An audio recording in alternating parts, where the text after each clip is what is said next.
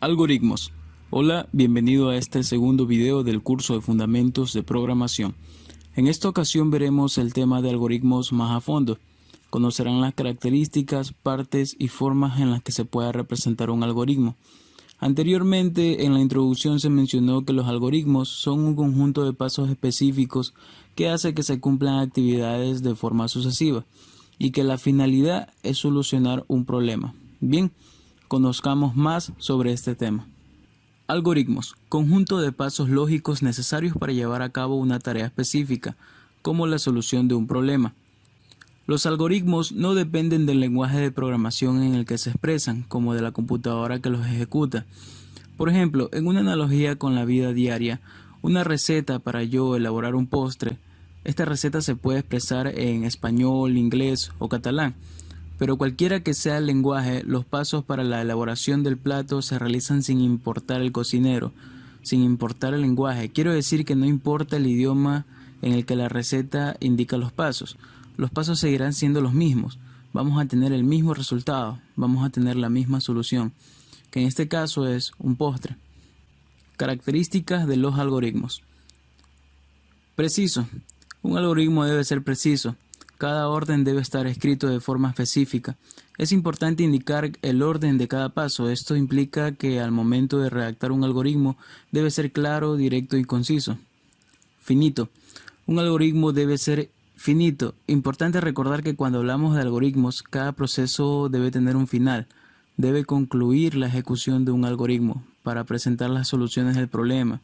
Como mencionamos anteriormente, si programamos una reunión familiar, si programamos una fiesta, esta reunión familiar o esta fiesta no va a ser infinita, tiene que terminar en cualquier momento.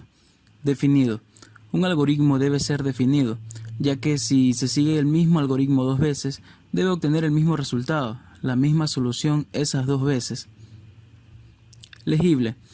Sobre todo cumplir con la primera característica de que debe ser preciso. Al momento de escribirse tiene que ser preciso el algoritmo, ya que si el contenido es incomprensible, no podrán seguirse los pasos de forma adecuada. Puede darse el caso de que yo quiera transmitir mi algoritmo a un grupo de estudiantes o en una presentación. Debe ser explicable para todos. Repito, para esto un algoritmo tiene que ser preciso y su reacción debe ser clara, directa y concisa. Partes de un algoritmo. Un algoritmo debe estar definido por tres partes, que la podremos conocer como EPS: entrada, proceso, salida. Y estas tres partes se tienen que respetar en base a las características anteriormente mencionadas. Tenemos la entrada, que es básicamente la instrucción inicial que da pie al algoritmo. En otras formas de representar un algoritmo se puede llamar a la entrada como inicio, cabecera o punto de partida. Proceso. El proceso es la elaboración de lo que me ofrece el algoritmo, es decir, son las claves para formular una instrucción en la ejecución del algoritmo. También se lo conoce como declaraciones. Salida. La salida es la resolución que dictamina el proceso. Es el pie de un algoritmo, en varios casos puede ser el fin de un algoritmo. Menciono que en algunos casos, porque un algoritmo puede tener varias salidas, al igual que puede tener varias entradas y puede tener varios procesos. Continuando con las partes de un algoritmo, algo que debo recalcar es que un algoritmo trabaja con datos. ¿Pero qué datos pueden ser? Muy fácil. Puede ser cualquier tipo de datos, pero para una declaración debo conocer los tipos de datos que contiene un algoritmo. Int. Int es un tipo de dato que comprende los números enteros, como por ejemplo 2, 10, 200, que son números enteros y se los conoce como int. Float y double. Estos tipos de datos comprenden números que contengan decimales. En el caso del número float o flotante, tomarán en cuenta todos los decimales que contiene ese número, como vemos en el ejemplo. 1.5555 los toma en cuenta. Y en el caso de double, solo toma en cuenta dos decimales, como en el siguiente ejemplo, que tenemos el 0.40, toma solo dos decimales. String. Los tipos de datos de string son las ya conocidas cadenas de texto. Una cadena de texto no es más que una secuencia de caracteres que se encierran entre comillas dobles, como por ejemplo Alex 22, me gusta el encebollado y B. También cuando hago referencia a un solo carácter se encierra entre comillas simple, quiere decir que esto ya es un dato de tipo char, por ser un solo carácter. Boolean es un dato lógico que solo comprende dos valores, verdadero y falso. Verdadero, true, su traducción al español es verdadero. False, su traducción al español es falso. Este tipo de datos suelen ser usados para representar un estado como por ejemplo encendido o apagado. Y bien, conocemos los tipos de datos usados en los algoritmos. Ahora, estos tipos de datos se encierran en algo, y este algo puede ser variables y constante. Un breve concepto de variables, sea el tipo de dato que sea, es que su valor puede variar, su valor puede cambiar dentro de la ejecución del algoritmo, más comúnmente dentro del proceso. Y de constantes es que es un valor, sea cual sea el tipo de datos, un valor que ya está definido desde el inicio y que no va a cambiar. Es aplicado para realizar cálculos de IVA, que en nuestro caso Ecuador es 0.12%, es un valor fijo, y para adiciones en cálculos matemáticos, entre otras aplicaciones. Símbolos, o también conocidos como operadores. Tenemos tres tipos: aritméticos, comparación y lógicos. Estos son usados para completar las instrucciones dentro del proceso de un algoritmo. Los aritméticos tenemos el símbolo más, que representa una suma, nada nuevo.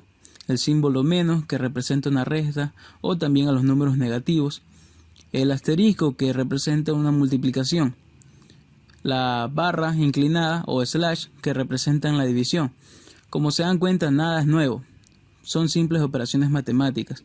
Lo nuevo puede llegar a ser mod. Este operador aritmético sirve para obtener el residuo de una división. Con el operador de división, con el slash inclinado, yo obtengo el cociente. Y con el mod, yo obtengo el residuo. Comparación. Tenemos el símbolo de menor que. Para yo especificar que un número es menor que otro, ya puede ser el caso. Mayor que es todo lo contrario.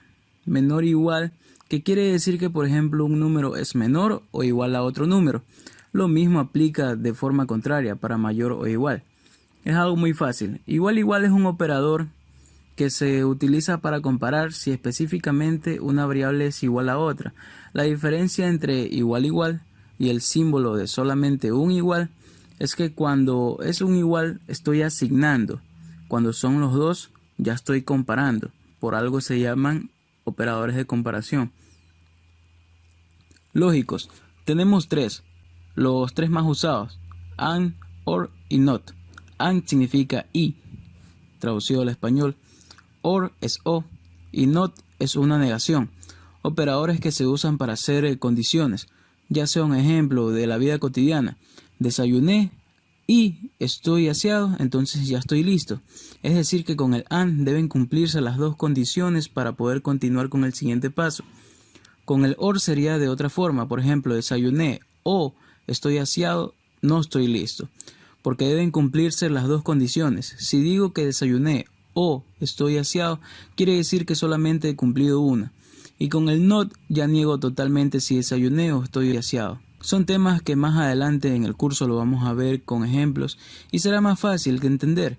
Recuerda que con práctica se aprende mejor. Formas de representar un algoritmo. Existen distintas formas. Las cuatro más comunes son el lenguaje cotidiano, ya que hemos mencionado ejemplos de estar listo para ir al trabajo, de preparar un postre. Son pasos que yo aplico en mi día a día para cumplir algo. Diagrama de flujo. Es una representación gráfica de cómo representar un algoritmo. Contiene estructuras de control y cumple con las partes de un algoritmo que son entrada, proceso y salida. Pseudocódigo. Es una descripción de un algoritmo de forma informal y compacta.